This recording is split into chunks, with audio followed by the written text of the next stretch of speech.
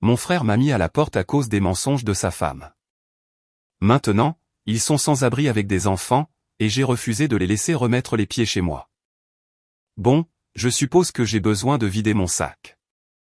Il y a quelques années, j'étais vraiment en difficulté.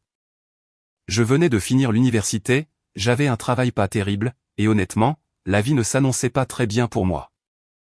Mon frère aîné, Tom, qui a 9 ans de plus que moi, m'a proposé de m'héberger chez lui avec sa femme, Karen. À l'époque, j'étais super reconnaissant. Je veux dire, qui ne le serait pas? Les loyers étaient ridiculement élevés et je ne gagnais pas assez pour ne serait-ce qu'envisager de vivre seul. Tom avait cette belle maison avec une chambre d'amis et il m'a dit que je pouvais y rester aussi longtemps que nécessaire, jusqu'à ce que je me remette sur pied. C'était comme une bouée de sauvetage, alors j'ai emménagé avec eux.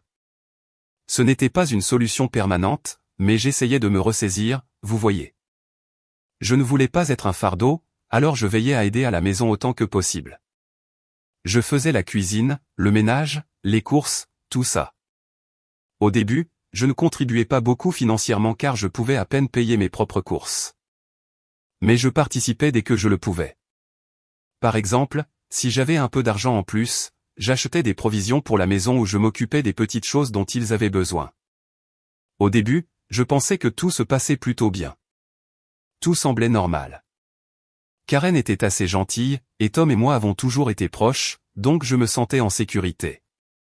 Karen et moi n'étions pas les meilleurs amis du monde, mais je ne pensais pas qu'il y avait de problème entre nous.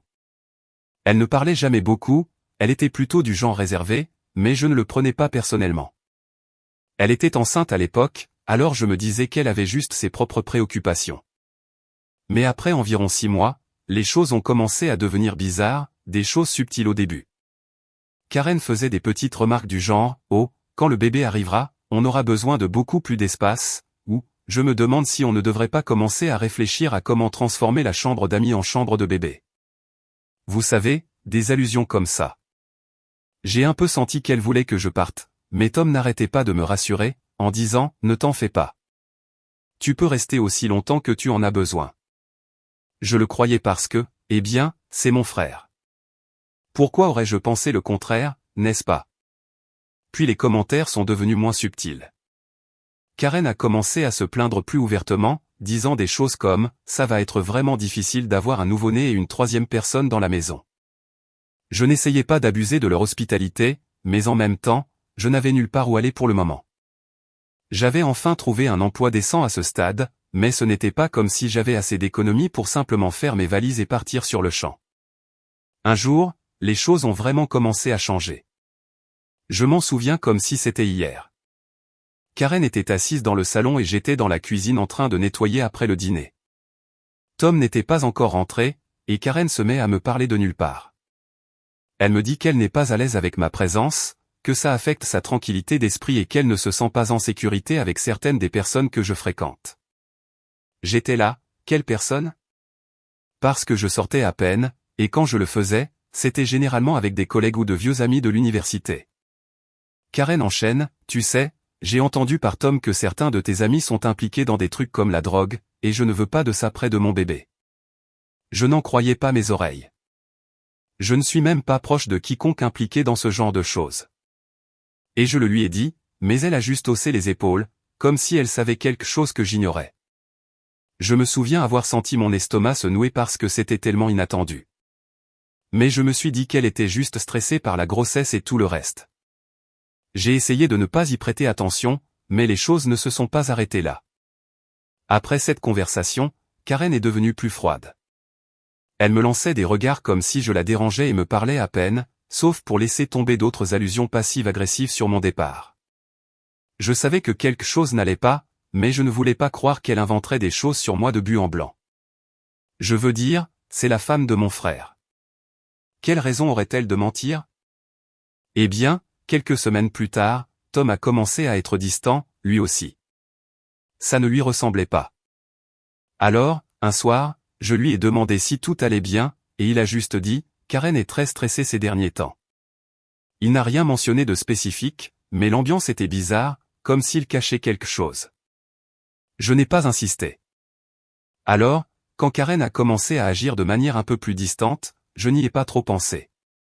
Je me suis dit qu'elle avait juste besoin d'espace ou qu'elle traversait ses propres épreuves. Mais ensuite, elle a commencé à faire ses commentaires, des petites choses qui, avec le recul, étaient probablement destinées à me pousser dehors sans le dire directement.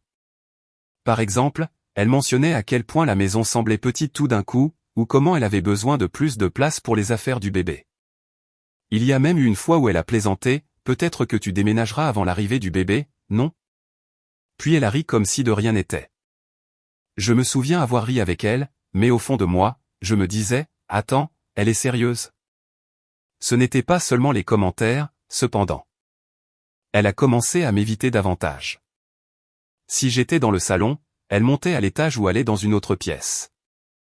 J'essayais d'engager la conversation, de lui demander des nouvelles de sa grossesse, si elle avait besoin de quelque chose, et elle m'ignorait simplement. Je commençais à me sentir comme un fantôme dans la maison. Le plus étrange, c'est que Tom ne semblait jamais le remarquer. Il était tellement absorbé par les préparatifs pour le bébé, à planifier l'avenir, qu'il ne voyait pas ce qui se passait juste sous ses yeux. Et puis il y a eu le jour où Karen a lâché la bombe, prétendant que je la draguais. Je n'arrive toujours pas à comprendre. C'était un mardi ordinaire. Tom était au travail et j'avais ma journée de congé, alors je me suis dit que j'allais faire un peu de ménage dans la maison, vous savez, pour aider puisque je logeais là gratuitement. Karen était assise dans le salon, faisant défiler son téléphone, sans vraiment prêter attention à quoi que ce soit.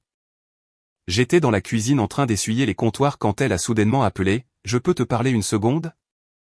Je me suis approché, pensant qu'elle avait besoin d'aide pour quelque chose, mais l'expression sur son visage était juste étrange.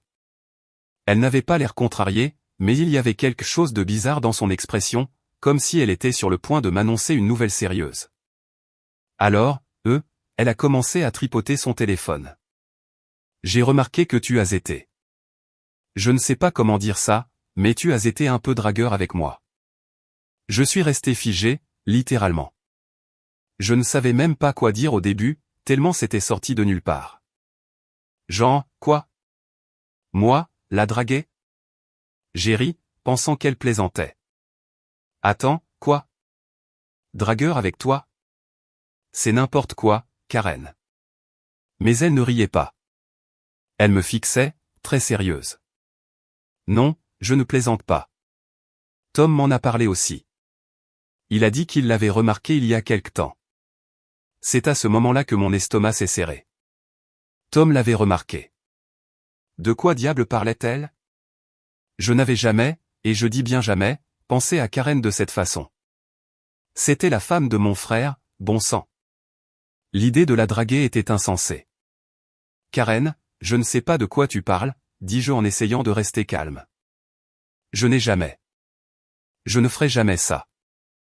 Ce n'est pas. Mais elle m'a coupé la parole. Écoute, je te dis juste ce que je ressens, et honnêtement, ça me met mal à l'aise. Je ne pense pas que ce soit une bonne idée que tu restes ici plus longtemps, surtout avec l'arrivée du bébé. J'avais l'impression que la pièce tournait. Je ne savais pas comment répondre. Comment se défendre contre quelque chose qui n'est même jamais arrivé? Je voulais crier, mais je suis resté là, complètement pris au dépourvu. Tom a dit ça? Ai-je finalement réussi à demander? Elle a hoché la tête. Mais il y avait quelque chose de bizarre dans sa façon de le faire, comme si elle ne disait pas toute l'histoire, mais je ne savais pas quelle partie manquait. Le reste de cette conversation est un peu flou.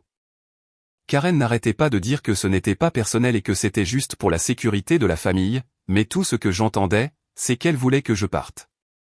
Toute cette histoire de drague était un pur non-sens, mais je ne savais pas comment le prouver. Et le fait qu'elle ait prétendu que Tom l'avait remarqué aussi, c'est ça qui m'a fait le plus mal. Mon propre frère pensait que je draguais sa femme, ça n'avait aucun sens. Après ce jour-là, l'ambiance est devenue très tendue dans la maison. Karen a complètement cessé de me parler, et Tom agissait comme si tout allait bien, mais je savais qu'il était au courant de quelque chose. J'ai essayé de lui en parler un soir, mais il m'a juste repoussé en disant, Karen est très stressée par la grossesse. Ne le prends pas personnellement. Ne pas le prendre personnellement. Comment ne pas le prendre personnellement quand sa femme m'accusait d'une chose aussi ridicule? Les choses ont empiré quand Karen a commencé à dire à Tom que je fréquentais de mauvaises personnes. Elle lui a dit que certains de mes amis prenaient de la drogue et qu'elle ne se sentait pas à l'aise de m'avoir près du bébé si j'apportais ce genre d'influence dans leur maison. Je n'avais même presque jamais d'amis à la maison. Je n'avais pas de vie sociale parce que je travaillais et j'économisais pour déménager. Mais d'une manière ou d'une autre, Karen avait convaincu Tom que je traînais avec des gens louches. Je ne sais pas si Tom l'a vraiment cru ou s'il ne voulait tout simplement pas gérer le drame, mais il a commencé à agir bizarrement avec moi aussi. Il rentrait du travail et me disait à peine un mot, comme si je n'étais même pas là. Il était évident que Karen lui avait monté la tête, mais chaque fois que j'essayais d'aborder le sujet, il me faisait taire. « Laisse juste un peu d'espace à Karen », disait-il. Elle traverse une période difficile en ce moment. Peu importait ce que je disais. Karen avait déjà pris sa décision, et elle faisait tout ce qu'elle pouvait pour me pousser dehors. Et le pire, c'est qu'elle utilisait mon frère pour le faire. C'était comme regarder quelqu'un monter un dossier contre vous pour quelque chose que vous n'avez même pas fait, et vous êtes là, impuissant, incapable de l'arrêter. À ce stade, je savais que je ne pourrais plus rester là très longtemps. Je cherchais déjà des appartements, mais avec les prix des loyers, ce n'était pas facile. Je n'avais pas beaucoup d'options, et la dernière chose que je voulais, c'était de me retrouver à la rue. J'essayais si fort d'être patient, de ne pas faire de vagues. Mais au fond de moi, je savais que ce n'était qu'une question de temps avant que Karen ne fasse son coup final. Et quand elle le ferait, je n'étais pas sûr si Tom me soutiendrait ou s'il prendrait son parti.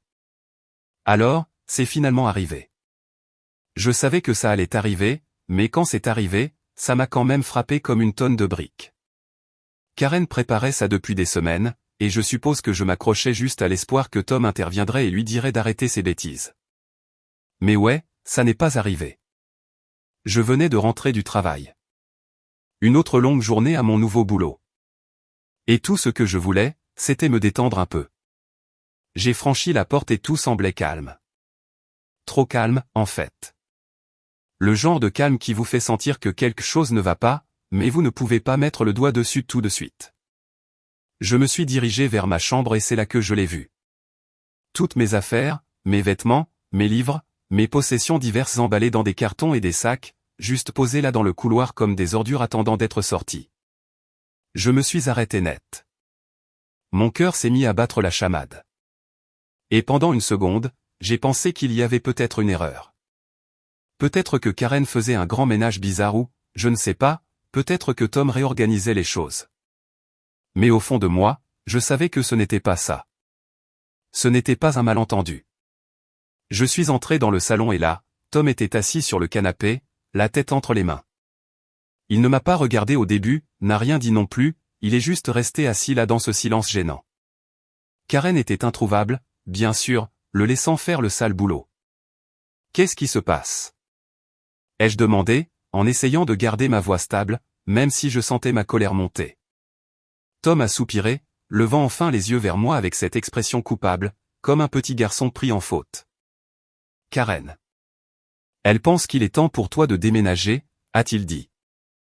Sa voix était si basse, comme s'il avait honte de le dire. Je n'arrivais pas à croire ce que j'entendais. Tu es sérieux? Tu me fous dehors comme ça, après tout? Il n'a même pas essayé de se défendre. Il a juste hoché la tête, en regardant le sol. Ce n'est pas comme ça, a-t-il marmonné. C'est juste que Karen est stressée par la grossesse et elle se sent mal à l'aise que tu sois là, tu sais, avec tout ce qui se passe. Tout ce qui se passe.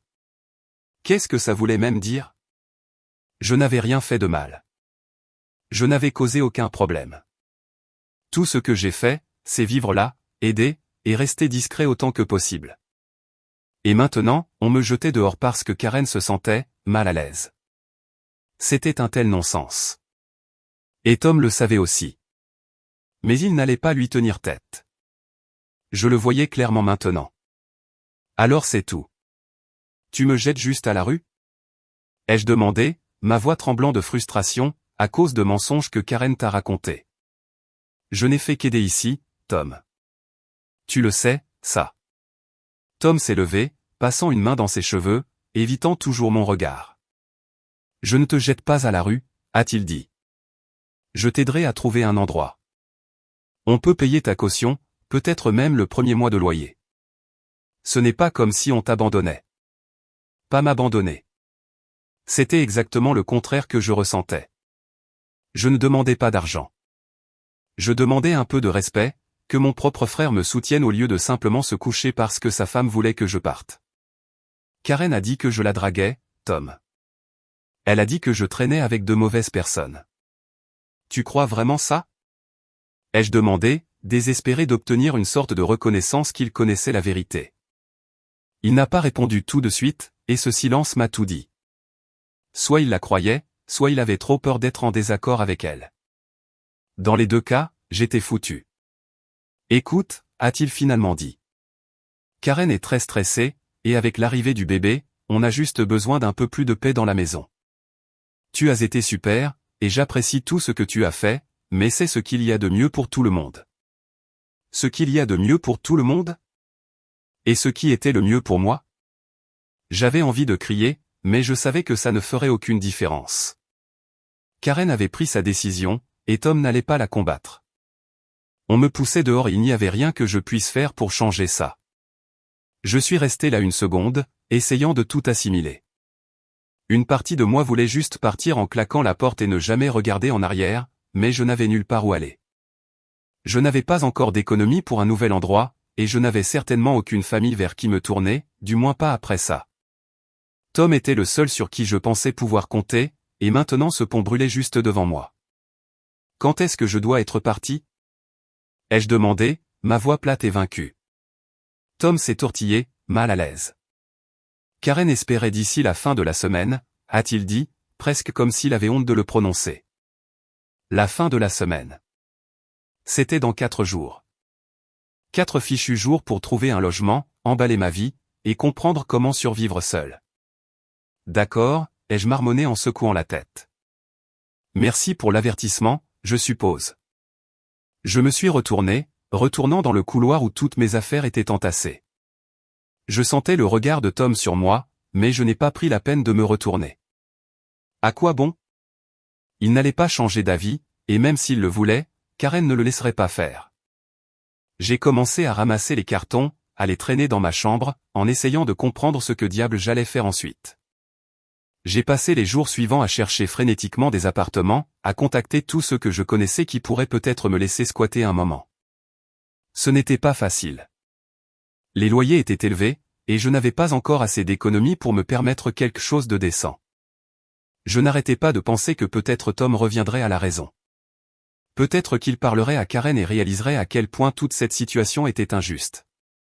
Mais chaque fois que je les voyais ensemble, il était clair que ça n'arriverait pas. Karen m'évitait complètement, reconnaissant à peine mon existence. Et Tom, il agissait comme si tout cela était parfaitement normal. Le vendredi arrivé, je n'avais toujours pas trouvé d'endroit. J'emballais les dernières de mes affaires dans des cartons, essayant de ne pas pleurer, quand Tom a frappé à la porte. Il est resté là, maladroitement, pendant 1 minute, tenant une enveloppe à la main. « Tiens », a-t-il dit en me la tendant. « C'est pour la caution et le premier mois de loyer. J'espère que ça aidera. » J'ai pris l'enveloppe sans rien dire. Je ne voulais pas de son argent. Ce que je voulais, c'était que mon frère me défende, qu'il dise à Karen qu'elle avait tort et que je ne méritais pas d'être traité comme ça. Mais ça n'allait pas arriver, et je le savais. Je suis parti ce week-end-là avec mes cartons et mes sacs, me sentant plus seul que jamais. Tom m'a à peine dit au revoir. Karen n'est pas sortie du tout. J'étais juste parti, hors de leur vie comme si je n'avais jamais compté. Après avoir été viré de chez Tom, j'ai passé les mois suivants en mode survie. Au début, je n'avais nulle part où aller.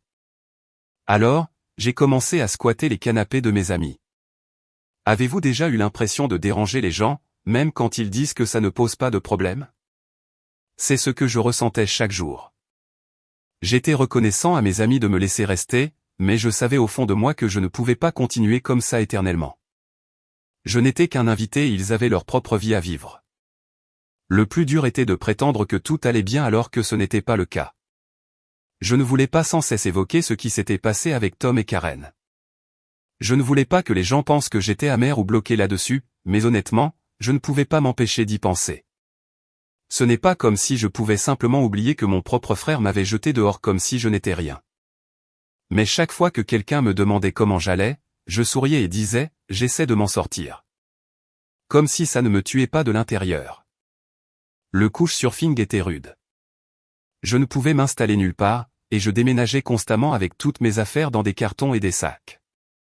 Il y a quelque chose d'étrange à vivre dans des cartons pendant si longtemps. On a l'impression d'être toujours sur le point d'être à nouveau expulsé. Je remballais tout chaque fois que je partais au travail, juste au cas où. C'est comme si je ne croyais pas que je serais le bienvenu en revenant. Ça vous perturbe de vivre comme ça? J'admets que les choses n'allaient pas bien pendant un certain temps. Mon travail était correct, mais il ne payait pas assez pour que je puisse avoir mon propre logement tout de suite. J'essayais d'économiser, mais vous savez comment c'est. Chaque fois que je pensais faire des progrès, quelque chose survenait qui anéantissait mes économies, un problème de voiture, des factures, les courses. J'avais l'impression d'être coincé, juste à faire du surplace en essayant de ne pas me noyer. J'ai pensé à appeler Tom plusieurs fois, à lui demander de l'aide, mais ensuite je me souvenais de la façon dont les choses s'étaient terminées et avec quelle facilité il avait laissé Karen me mettre dehors. Je ne pouvais pas retourner vers lui. Je ne pouvais pas retourner vers eux. Le fait qu'il n'ait même jamais pris de mes nouvelles après mon départ, ça disait tout. Je n'étais plus important pour lui. J'étais juste un autre problème que Karen avait résolu. C'est drôle, cependant. On pourrait penser que me faire virer par ma propre famille m'aurait brisé, mais d'une manière ou d'une autre, ça m'a juste rendu plus déterminé. J'ai décidé que je ne compterais plus sur personne. J'en avais assez des gens qui me laissaient tomber. Assez de me sentir redevable à quiconque pour un toit sur ma tête. Si je devais me remettre sur pied, j'allais le faire moi-même. Alors, j'ai commencé à travailler plus dur, à faire des heures supplémentaires à mon travail dès que je le pouvais. J'ai réduit toutes mes dépenses. Pas de nouveaux vêtements, pas de sorties, rien qui ne soit pas nécessaire. C'était dur, mais après quelques mois, j'avais assez économisé pour enfin avoir mon propre logement. Ce n'était rien de luxueux, juste un petit studio en périphérie de la ville, mais c'était le mien. Fini de sauter d'un endroit à l'autre. Fini de compter sur quelqu'un d'autre. J'avais enfin un endroit que je pouvais appeler chez moi et j'ai eu l'impression qu'un poids m'était enlevé des épaules. Je me souviens de la première nuit dans mon nouvel appartement. Je n'avais pas grand-chose, juste un matelas par terre et quelques cartons d'affaires. Mais c'était la liberté. C'était calme. Et pour la première fois depuis ce qui me semblait une éternité, je n'avais pas à m'inquiéter d'être mis dehors. Je n'avais pas à marcher sur des œufs ou à m'adapter aux humeurs de qui que ce soit. C'était juste moi, et c'était suffisant. Même si j'étais fier de moi pour m'être remis sur pied, cela n'enlevait pas la douleur. Je pensais encore tout le temps à Tom et Karen. Je pensais à la facilité avec laquelle ils m'avaient mis dehors quand ils n'avaient plus besoin de moi. Comment les mensonges de Karen sur le fait que je la draguais et que je traînais avec des gens louches avaient suffi à convaincre Tom de me virer sans même me donner une chance de me défendre. Ça piquait toujours, même si j'allais mieux. Ce qui a aggravé les choses, c'est que personne dans ma famille n'a pris contact.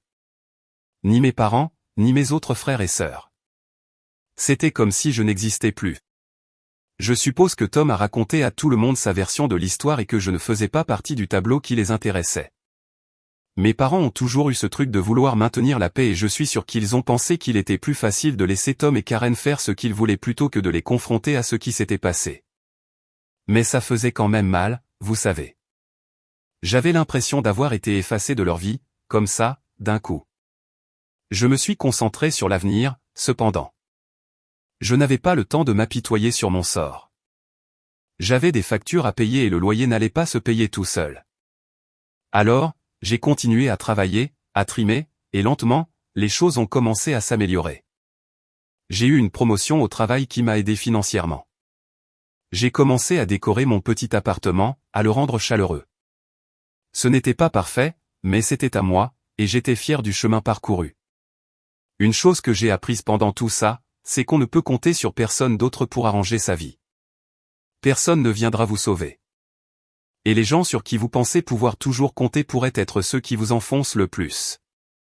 C'est une pilule difficile à avaler, mais c'est la vérité. Il faut veiller sur soi-même parce que quand tout s'effondre, la seule personne sur qui on peut compter, c'est soi-même.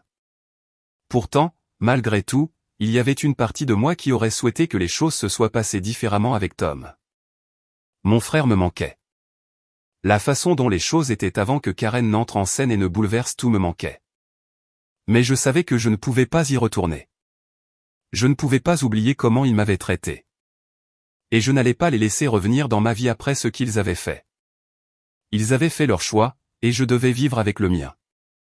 Je n'avais pas parlé à Tom depuis près d'1 an au moment où j'ai senti que j'étais de nouveau sur pied. De temps en temps, je recevais un texto de lui ou de Karen me demandant comment j'allais ou prenant des nouvelles, mais je ne répondais jamais. Je ne pouvais pas. Pas après ce qu'ils m'avaient fait subir. Je pensais qu'ils avaient tourné la page aussi. Ils avaient leur bébé maintenant, et je suis sûr que leur vie était très bien sans moi. Mais au fond, je savais que quelque chose n'allait pas. On ne traite pas sa famille comme ça en s'attendant à ce que tout aille bien. Je ne le savais pas à l'époque, mais toute cette situation allait finir par me revenir en pleine face. Et quand ça arriverait, ça allait tout changer. Environ 1 an s'était écoulé depuis que j'avais mon propre appartement et que j'avais coupé tout contact avec Tom et Karen. J'avais fait tout mon possible pour les laisser derrière moi, mais on ne peut pas simplement effacer sa famille de son esprit. De temps en temps, je pensais à reprendre contact, mais ensuite je me souvenais comment ils m'avaient jeté dehors comme si je n'étais rien. L'idée que Tom ait cru au mensonge de Karen me rendait encore malade. Puis un jour, j'ai reçu un appel. J'étais assis à mon bureau, écoutant distraitement un podcast, quand mon téléphone s'est mis à sonner. J'ai jeté un coup d'œil à l'écran et, à ma grande surprise, c'était Tom. Nous ne nous étions pas parlé depuis près d'1 an, alors voir son nom apparaître m'a procuré une sensation étrange.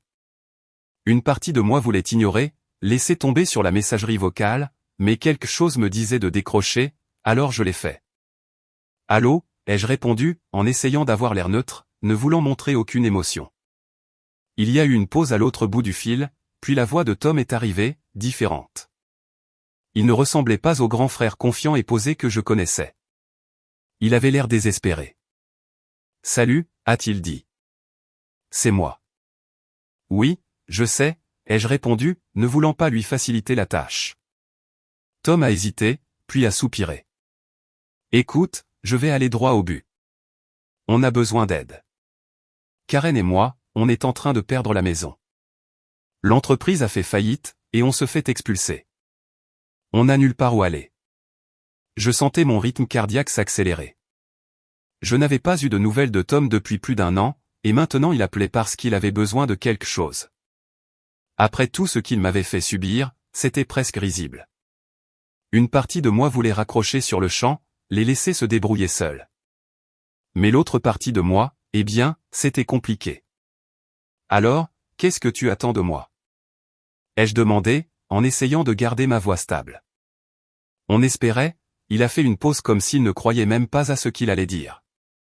On espérait que tu nous laisserais rester chez toi, juste pour quelques mois, jusqu'à ce qu'on se remette sur pied. Je n'en croyais pas mes oreilles. Mon esprit est revenu à ce jour, en rentrant à la maison pour trouver toutes mes affaires emballées dans le couloir, la façon dont Tom était resté là pendant que Karen mentait en disant que je la draguais. Et maintenant, il voulait rester avec moi, dans mon appartement. J'ai laissé échapper un petit rire, plus par incrédulité qu'autre chose. « Tu dois plaisanter », ai-je dit. « Je sais comment ça sonne », a répondu Tom rapidement, comme s'il savait à quel point c'était ridicule. « Mais on a 2 enfants maintenant. On n'a nulle part où aller. S'il te plaît, on ne demanderait pas si ce n'était pas une urgence. » Une urgence. Alors maintenant, je devais tout oublier et les aider parce qu'ils étaient en difficulté. Où était cette énergie quand j'avais besoin d'un endroit pour rester? Quand Karen me mettait dehors à cause de mensonges et que Tom restait là à ne rien faire. Tom, je ne sais pas quoi te dire, ai-je dit, en gardant ma voix ferme. Vous m'avez mis dehors quand j'avais besoin d'aide. Tu te souviens de ça? Toi et Karen, vous vous en fichiez à l'époque. Pourquoi devrais-je m'en soucier maintenant? Il y eut un long silence à l'autre bout du fil. Et pendant un instant, j'ai cru qu'il allait raccrocher. Mais ensuite, il a parlé à nouveau, et cette fois sa voix était plus douce, comme s'il commençait enfin à comprendre. « Je sais », a-t-il dit. « Je sais qu'on a merdé. Karen, elle avait tort. J'ai eu tort de ne pas te défendre. Je n'aurais jamais dû laisser ça arriver. J'aurais dû te soutenir. » L'entendre admettre ça m'a procuré un étrange mélange de satisfaction et de colère. C'étaient les excuses que j'attendais, mais elles semblaient aussi arriver trop tard, comme si ça n'avait plus d'importance. Le mal était déjà fait. À quoi bon des excuses maintenant, après tout ce temps? J'avais besoin de toi, Tom, ai-je dit, ma voix commençant à se briser. J'avais besoin de mon frère, et tu l'as laissé mentir sur moi. Tu l'as laissé me faire passer pour une sorte de cinglé qui la draguait. Tu l'as cru, elle, plutôt que moi. Je sais, a-t-il chuchoté. Je suis désolé. Vraiment. Mais là, on est désespéré. On n'a personne d'autre vers qui se tourner. Je te le demande en tant que ton frère. S'il te plaît, est-ce qu'on peut rester chez toi? Je suis resté assis, le téléphone collé à mon oreille, essayant de trouver quoi dire. Une partie de moi voulait lui dire d'aller se faire voir, de le laisser assumer les conséquences de ses choix.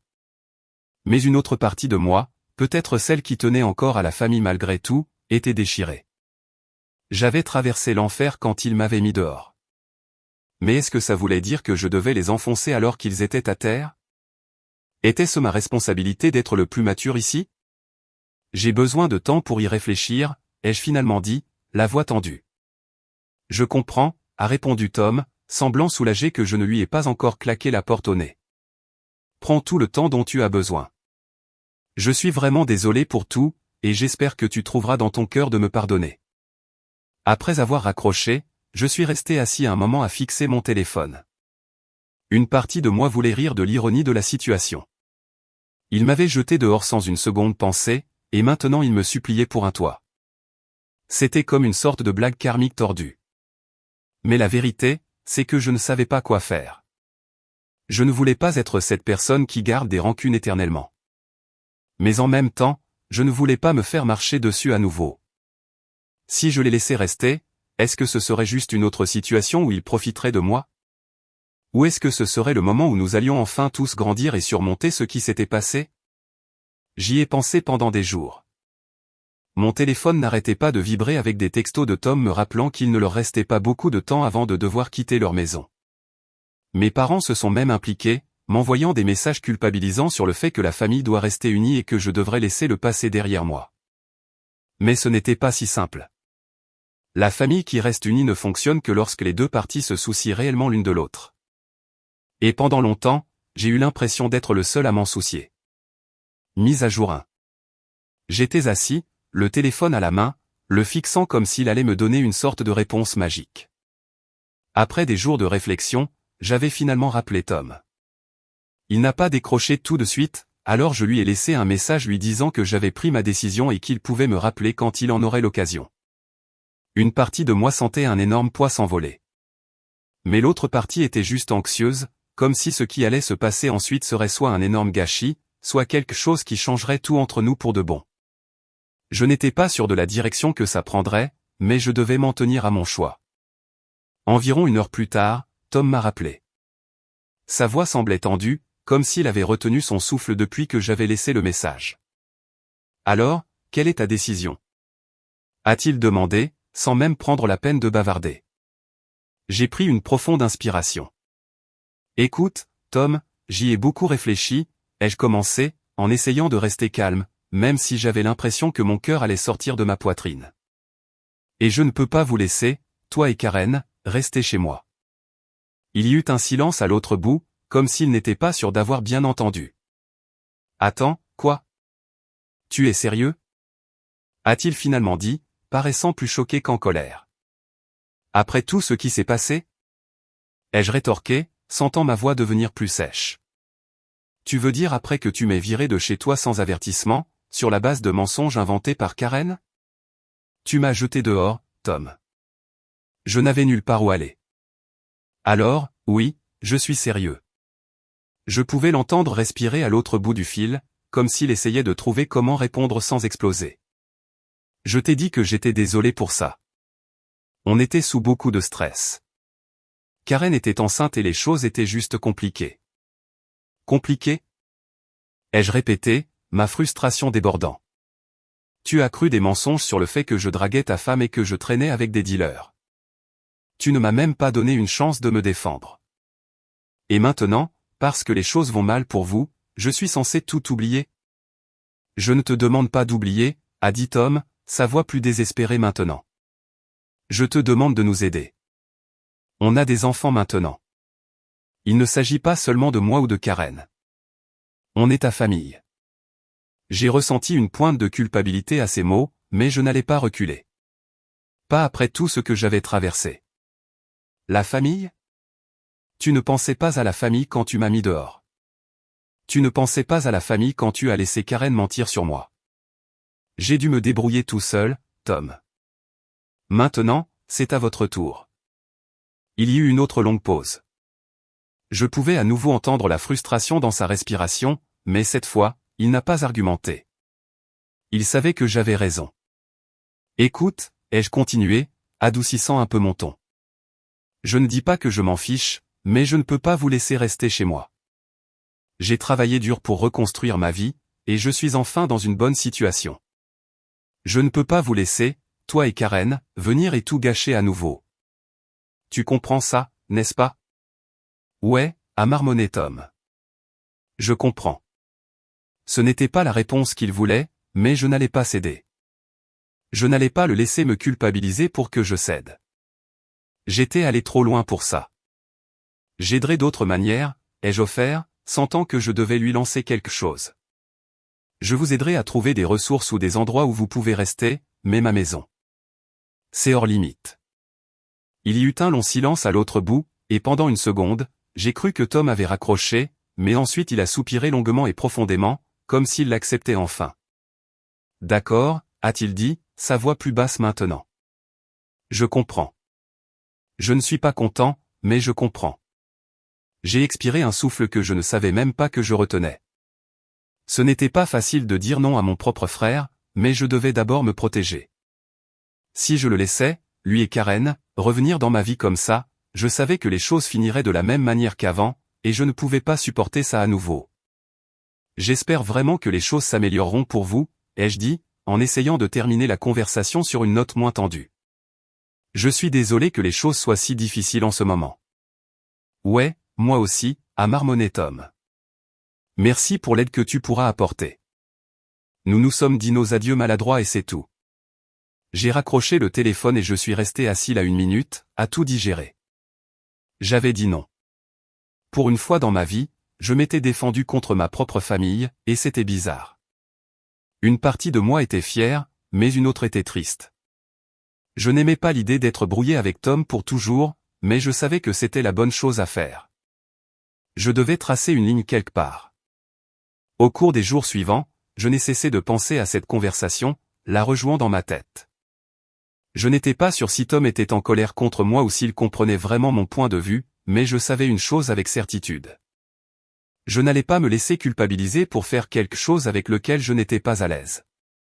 Mes parents, bien sûr, ont appris toute l'affaire et ont essayé d'intervenir avec leur rengaine, la famille, c'est sacré.